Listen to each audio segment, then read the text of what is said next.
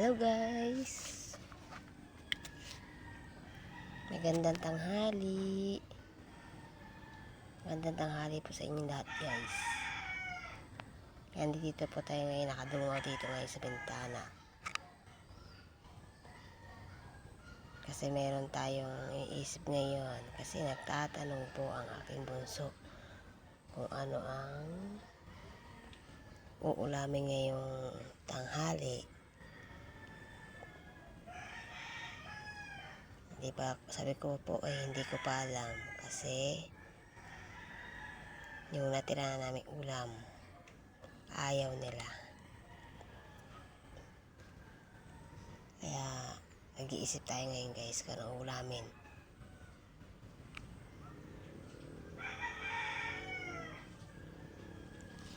Mahirap pala guys pagka ganito, yung wala kang budget pambili ng ulam.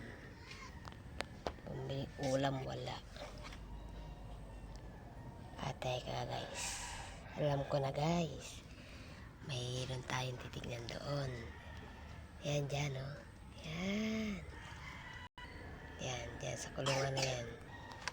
Yan guys oh, nakikita nyo yan, kulungan na yan. May titignan tayo guys dyan. Huwag kayo maingay. May titignan lang tayo. Dito yan oh, dito yan doon sa loob. Kaso ayun oh, may aso, ayun oh.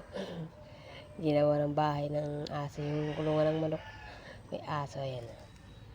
Aso, ayan doon sa kabila. Titignan natin yan guys. Kung ano, pagtitripan na natin. Huwag tayo maingay. May makakita sa atin. Joke. Titignan natin guys. Kung ilan na yun. Let's go.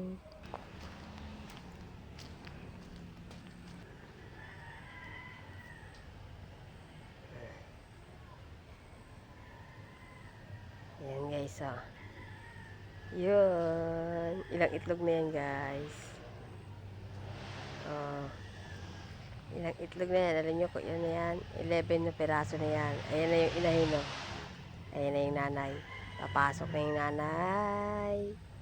Hindi ko nga alam kung ano yung nanay nito kasi ang daming puting pumapasok. Ang daming puting pumapasok dito guys. Ayan oh. O yan. Isa pa yan. Pumapasok yan dito. Pumapasok yan dito. Yung inahin na yan. Maya-maya, yung ibang puti naman na papasok. Kaya ang gulo. Kaya hindi ko alam kung sino yung pumapasok dito puti. 3 puti yan guys. Ang pumapasok dyan. Yung isa kalbo, yung isa meron, yung isa walang buntot. Kaya ang gulo-gulo ng itlog na to yo. Kaya diba guys? Yan ang itlog na dawi oh. Pwede na yata yan eh.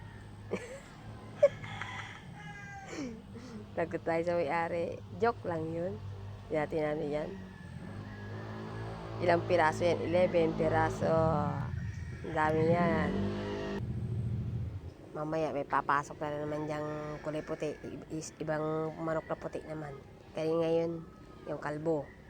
Mamaya, yung walang buntot o yung isang puro ang balahibo. Yan guys. Nakakita na tayo ni guys no.